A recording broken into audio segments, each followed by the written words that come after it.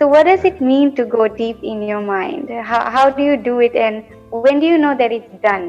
Basically mind की depth में जाने का मतलब ये होता है टू क्वेश्चन जो भी कुछ आपके अंदर चलता रहता है।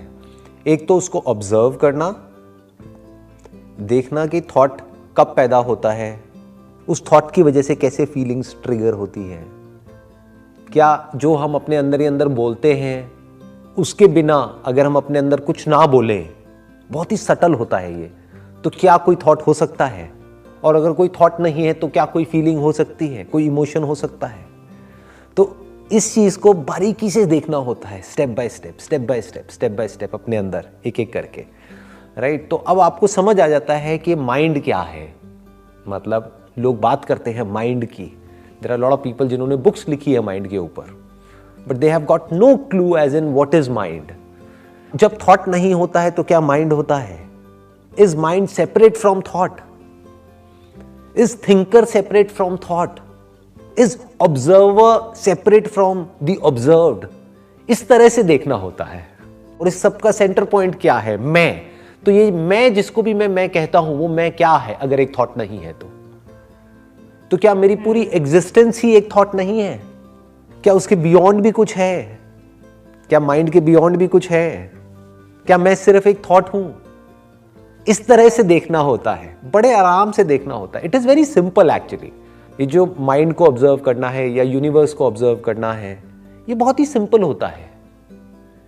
लेकिन प्रॉब्लम क्या है कि हम लोगों के माइंड इतने कॉम्प्लेक्स हो गए हैं कि सिंपल तरीके से देखना हमको आता ही नहीं है। जैसे आपके अंदर भी पानी है, आपकी बॉडी में भी, मेरी बॉडी में भी पानी है, तो जिसको हम छू रहे हैं दैट इज 70% वाटर। तो आप भी पानी हो, मैं भी पानी हूं, तो हमें फर्क क्या है? सिर्फ दिख ही तो अलग अलग रहे हैं ना, but fundamentally from the material stand point, जिस मटेरियल के आप बने हो या मैं बना हूं, वो तो सेम है ना। तो क्या मैं एक्चुअल में अलग हूं इस यूनिवर्स से? थॉट यहां तक जाता ही नहीं है। माइंड इस तरह से नहीं सोचता है। माइंड मैं और तू में सेपरेशन करता रहता है। इस सेपरेशन की वजह से लड़ाई झगड़े होते हैं, क्लैशेस होते हैं। बट जब थॉट के बियॉन्ड जाकर के हम रियलिटी को एज इट इज देख लेते हैं, that is the beginning of love, that is the beginning of oneness, that is the beginning of life. What is the best form of charity, if there is one? I don't want to use this word charity. मुझे ये word पसंद नहीं है, क्योंकि charity मतलब क्या कि मेरे पास में बहुत कुछ है और मैं किसी को दे रहा हूं। मैं कौन होता हूं किसी को कुछ देने वाला?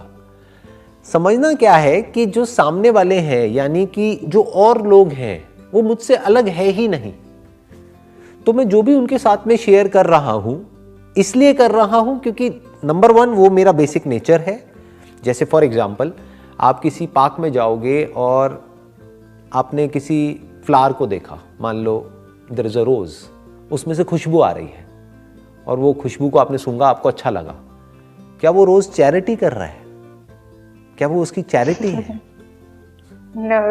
रोज ने बदले में आपसे कुछ भी नहीं मांगा, उस गुलाब ने आपसे कुछ भी नहीं मांगा, बट आपको सब कुछ दे दिया, अपनी सारी खुशबू लुटा दी। तो वो क्या है? वो चैरिटी नहीं है। तो वो क्या है? वो उसका जो बेसिक नेचर है उसको एक्सप्रेस कर रहा है। जो वो अंदर से एक्चुअल में है वो बाहर आ रहा है, उसकी वजह से कुछ लोगों का कुछ बेनिफिट हो रहा है। तो वो ये करके किसी पे एहसान नहीं कर रहा है, वो कोई चैरिटी नहीं कर रहा है। जब आप खुद को अच्छे से समझ जाते हो कि this is who I am, तो आप अपने आप को औरों से अलग नहीं समझते हो, फिर आप औरों के साथ में एक हो जाते हो। फिर आप जो कुछ भी करते हो वो ये सोच करके नहीं करते कि ये करने से सामने वाले का क्या बेनिफिट होगा। आप जो भी कुछ करते हो उससे सामने वालों को अपने आप ही बेनिफिट हो जाता है। Yes. जैसे आप चाह करके भी अपना ये एक हाथ है, ये दूसरा हाथ है, इस एक हाथ से दूसरे हाथ को नुकसान पहुंचा सकते हो क्या? No. कभी भी नहीं। बल्कि अगर इसको कहीं दर्द हो रहा है तो इसको थोड़ा सा कंफर्ट कर सकते हो, राइट? क्यों? क्योंकि ये भी मैं हूं, ये भी मैं हूं। तो जैसे हम खुद को जान जाते हैं तो हम खुद में औरों को देखते हैं और औरों में खुद को देखते हैं। और जब इस तरह से हमारी नजर हो जाती है और फिर हम जो भी कुछ करते हैं उससे अपने आप ही लोगों का भला होने लग जाता है। फिर आपके अंदर ये फीलिंग नहीं होती कि मैं ये हूं, मैं वो हूं, और मैं सामने वाले को, तू गरीब है, ले तेरे को मैं ये दे रहा हूं, मैं तेरे को ये दे रहा हूं। तो वहां पे ईगो नहीं होती है, वहां पे एक अपनापन होता है। वहां पे एक भोलापन होता है, एक इनोसेंस होती है। Last one. It's a bit funny one. You usually say that you learn from every sessions you do. What was something that you learned from this session? Oh, a lot of things, a lot of things. जैसे अभी Yes. आपने मेरे से charity का meaning पूछा, आपने पूछा what is charity, तो मैंने कभी भी ये क्वेश्चन अपने आप से नहीं पूछा था, किसी ने मुझसे आज तक नहीं पूछा था what is the meaning of charity. तो आपने पूछा तो मैंने उस क्वेश्चन को एक्सप्लोर किया और वहां से कुछ निकल करके आया जो मेरे लिए भी नया था, तो मैंने सीखा। आपने सीखा या नहीं सीखा वो मुझे पता नहीं, बट मैंने तो पक्का सीखा। जिन लोगों ने भी कुछ भी ढंग का किया है अपनी लाइफ में, किसी भी फील्ड में, किसी भी लेवल में, उनके अंदर आप ये क्वालिटी देखोगे। क्या है ये quality? Self discipline. So this discipline is not a negative word. इसको सुनते ही इससे दूर मत भागो, बल्कि fall in love with discipline. Mic देना इनको। सर अगर हम ज़्यादा ही सेल्फ डिसिप्लिन होते हैं तो दुनिया में पागल समझती है। बट ज्यादा सेल्फ डिसिप्लिन होने का मतलब क्या और कम का मतलब क्या? कि सर जैसे मुझे पता है कि मुझे दिन में 8 घंटे पढ़ना ही पढ़ना है। हाँ। अब दोस्त कहे चलो आज घूमने चलते हैं। हाँ। मैं तो आज भी पढ़ूंगा ही पढ़ूंगा 8 घंटे। अगर आप बहुत ज्यादा पढ़ रहे हो, यानी मान लो थियोरेटिकली तो हम कुछ भी बोल सकते हैं कि 8 घंटे के, आप ये भी बोल सकते हो मेरे को दिन में 26 घंटे पढ़ना है। बोलने में कौन सा टैक्स लगता है, बट एक्चुअल में जब पढ़ने पे आते हो तो पता लगता है कि 8 मिनट में ही काम हो गया है, 8 घंटे छोड़ दो। तो अभी आपने क्या कहा, देखो आपके क्वेश्चन में ही आपका आंसर है। Quantity of your study time is not important, quality of your study time is important. Yes sir. तो मान लो आपने 2-3 घंटे, आपकी जो एक्चुअल में कैपेसिटी है, सबको पता होता है मेरी एक्चुअल में औकात क्या है। बोलने को आप कुछ भी बोल सकते हो कि इतने घंटे उतने घंटे, ये वो ये कुछ भी कहानियां हो जाती हैं, बट एक्चुअल में आपको समझ आया कि 2-3 घंटे मेरी मैक्सिमम कैपेसिटी है, उसके बाद मुझे रेस्ट चाहिए होता है 1 घंटे का। तो अब अगर आप 1 घंटे का रेस्ट दे रहे हो और अपने दोस्तों के साथ में घूमने जा रहे हो या टाइम पास कर रहे हो, तो वो किस लिए कर रहे हो? ताकि आप वापस से री एनर्जाइज हो सको पढ़ने के लिए। जैसे आप में से कितने जिम जाते हैं? जिम जाते हो? तो जब जिम जाते हो तो बीच में रेस्ट जरूरी होता है नहीं होता है? दो एक्सरसाइजेस के बीच में। क्यों होता है वो रेस्ट जरूरी? एक्सरसाइज करने के लिए।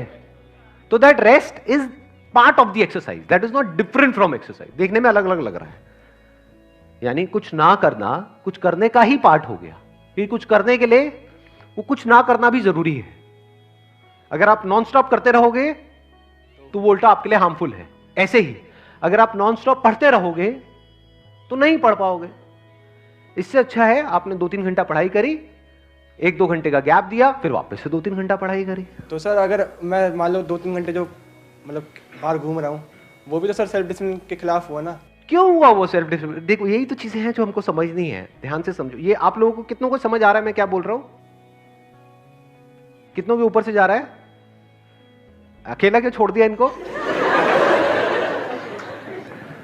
मैं थोड़ा एक्सप्लेन करता हूं, इसको सिंपल करता हूं। सेल्फ डिसिप्लिन का मतलब क्या? वो करना जो करना सही है। तो क्या करना सही है कि नॉन स्टॉप 8 घंटे तक पढ़ना और पढ़ते पढ़ते वहीं गिर जाना, मुंह पूरा बुक्स पे पड़ा हुआ है, ऐसे लेटे पड़े, मुंह से झाग निकल रहे हैं, वो क्या सही है? Quality of study time important है या quantity of study time important?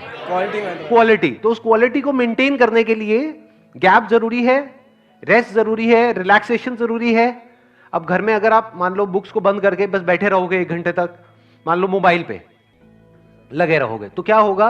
उस 1-2 घंटे बाद आप और टायर्ड हो जाओगे, फिजिकली भी मेंटली भी आप और टायर्ड हो जाओगे, तो पढ़ने लायक सिचुएशन में रहोगे नहीं। दूसरी तरफ से अगर आप घर से बाहर निकल जाओगे, एक तो आप खुली हवा में निकले, that is better than mobile. Yes sir. और दोस्तों के साथ में इधर उधर की बातें करी, हंसी मजाक किया, ये किया वो किया, फ्रेश होकर के आ गए, मेंटली फिजिकली फ्रेश होकर के आ गए और वापस से पढ़ रहे हो। तो क्या ये जो बीच में 1-2 घंटे का गैप आया, ये आपकी पढ़ाई को बेटर बना रहा है या उसको खराब कर रहा है? सर वो बेटर बना रहा है। तो ये जरूरी है या नहीं है? अब आपको क्लियर हुआ भाई? Yes sir. पक्का? Yes sir. शुक्र है। चलो बैठ जाओ। Let's give a big hand for him.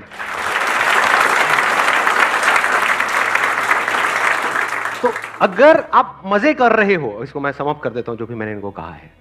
अगर आप मजे कर रहे हो ताकि आप वो कर सको जो करना सही है, तो ये मजा भी सही है। लेकिन अगर आप मजे कर रहे हो सिर्फ मजे करने के लिए, तो ये मजा गलत है।